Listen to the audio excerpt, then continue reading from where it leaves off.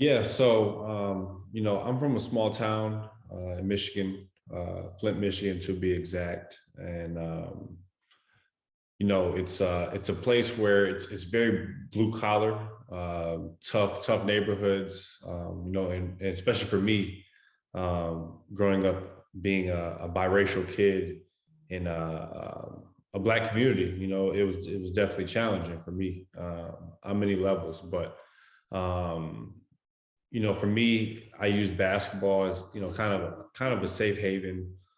So I was never in the streets, or I was never you know had temptation from friends, peers, outside sources to kind of just stay grounded. And for me, I was raised right as well. My mother, she worked two jobs, but she really, from a young age, really instilled into me, what hard work and dedication was, just by kind of seeing her, just move and try to make ends meet and put food on the table. So, I think when you talk about, where my journey starts, I always think it comes from my mother, and um, her planting those seeds just by me visually watching her, um, do that at a young age, and really take care of the family. It was huge for me because, I can kind of pave that forward in my own type of way now. So.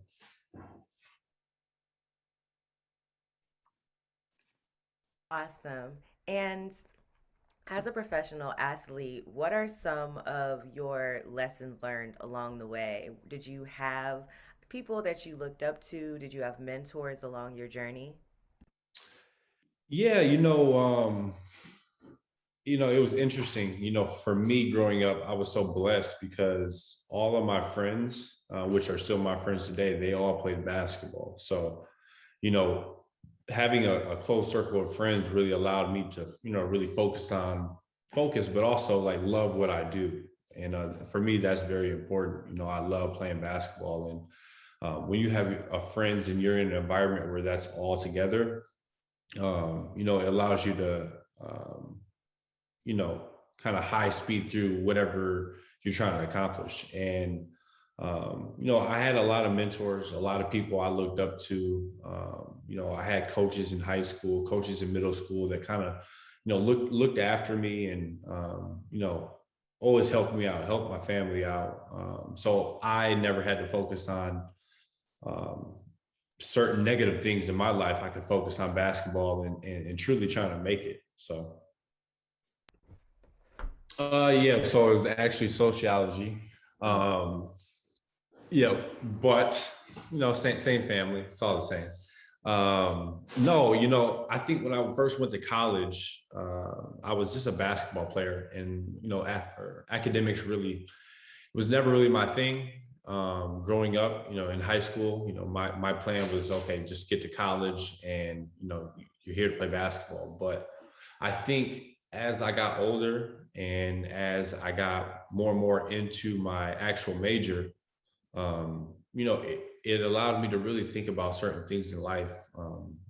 How and why certain things are who they are. So, I really found a liking into sociology. I think just learning about the study of behavioral groups and how everything in life is, the smallest thing matters, in the in picture of things, and looking at things from a microscope has really affected how I look at society, but also just how I am as a person too. So yeah, well, I think I can answer a portion of that question with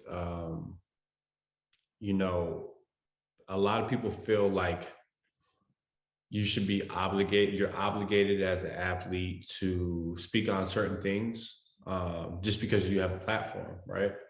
But I think, one, it should be someone's choice, because a lot of people aren't educated on certain topics in life, and um, having a platform for people that aren't educated is not the best thing, as we see in society nowadays, with how Twitter works and how, it's a lot of false things out there. But I believe that if um, if you feel what's right and you believe that you can talk upon certain things, I believe you should have an obligation in yourself to, um, voice your opinions, and try to just, find a common ground with how, society is and understanding it and trying to, just make sense of things during this time, which is, it's a hard thing because, it's just so many different variables out there of, certain situations that we have in society now, whether we're talking about 2020 or if we're even talking about, what kind of transpired here in Kenosha. And, like I said, I think it's definitely important to, speak on certain things, as long as you know what you're talking about and you truly um, want to make a, improvement. So, I think for me, when I look at, my foundation and where in the direction I'm trying to head into is, just what's really real, what's genuine to me, authentic to me, and, something that one, I have to feel strongly about, because I love to, like, give my all on certain things because, I mean, that's all you got in life, you just have to give it your all. And, um, there's so many different things that, kind of matter in this life, but, I kind of just look at, just, um, you know, helping helping the youth understand, financial literacy, or, also, you know, getting common grounds within my hometown in Flint, Michigan, for example. We're working with the sheriff in town and trying to, just bridge the gap between, police and inner cities and how they, react to one another and how they should understand, certain communications. All those things type of, matter to me. So, really just understanding it more and more, as I've been growing up. I believe, we've had so many different things or at least in my lifetime that I've seen. And I think the one thing that really, started, making my mind tick more and more was the Trayvon Martin situation, years back. I think I was young, maybe 15 or 16 or something like that. And, um, I think that was the intro to understanding, like, there are problems in this life. Because, when you're a kid, you're not really thinking about those things. Like, this generation of kids, they have to start thinking about that more and more. But, I feel like as I was growing up, it was a little bit different. So, um, yeah, definitely around that time, I really got introduced to it and started understanding, like, there are problems in our society, and it's real. Okay. How do you stay focused on your personal goals when there are so many challenges going on in the world related to social justice? Um, for my personal goals, that's something that is, it's me, at the end of the day. That's for me, and no one else can kind of, um take that away from me, or even, kind of, you know, help me in my mind get to that. So, I'm always kind of a very dedicated person to my personal goals and what I want to do in my life, because at the end of the day, it's my life. Um, but I never let that kind of distract me, and, not necessarily distract me, but I'm always aware of what's going on in our society. Reading the news, keeping up on current events. It's easy in our world. You can just go to Twitter and find out what's happening so quickly. So, social injustice is always in my mind. But, I feel like I have a purpose in my life. And, once you find your purpose in life, um, you're extremely dedicated, and it's the top of your, you know, what's on your mind at all times. So. And I think our last question is, do you feel younger people are influenced by the left media? And do you think younger people are biased towards social justice issues? Um, you know, I wouldn't even say left or, left or right media. I feel like, there's a lot of people that are influenced by left and right. You have to take a step back and look at both sides. Um, Media nowadays is so clickbaitish and so polluted with misinformation on both sides and narrative stirring that, for me, I believe, you have to really sit down and have a talk with yourself of, what do you think is right and what do you think is wrong? And you have to kind of look at it through your own lens, because it's easy to become biased on certain situations, because you could just look at Twitter, and whatever Twitter says, that's what you automatically think right away is the case in point. And without even for yourself sitting down and looking at all angles, saying, okay, this is wrong. And I don't know exactly what they're talking about, but this is what I believe. So um, that's just my advice. You have to you have to form opinions for yourself, and really do your homework and sit down and really see things for what they are, instead of looking at um, certain situations. So, well, I chose Utah as a school because I didn't really have that many options coming out of high school.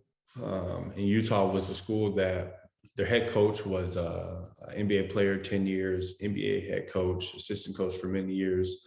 And, I believe in, if someone's been where I'm trying to go, that's who I want to learn under.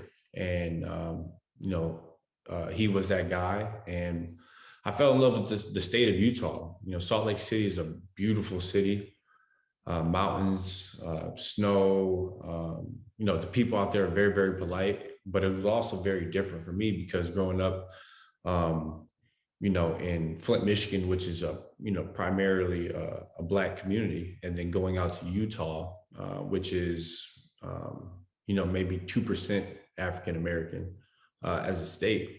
It was definitely a shock, but it was also, taught me to, just look at life, um, from all angles, because, we all see different ways of life, and so on and so forth.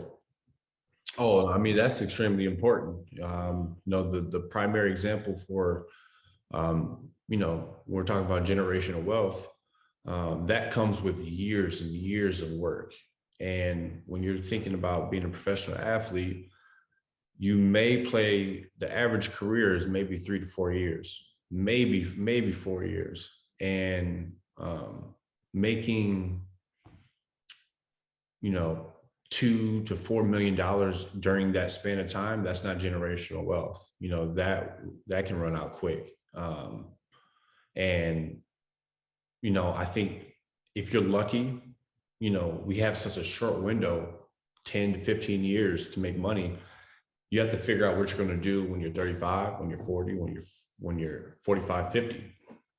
And, understanding how money works, and understanding that, um, as people in the society, to really, gain that wealth is to own things. And, whether that's real estate and investing in the right things, not buying jewelry and all these material things, and really putting it into, land and, smart startup companies. All those things really matter.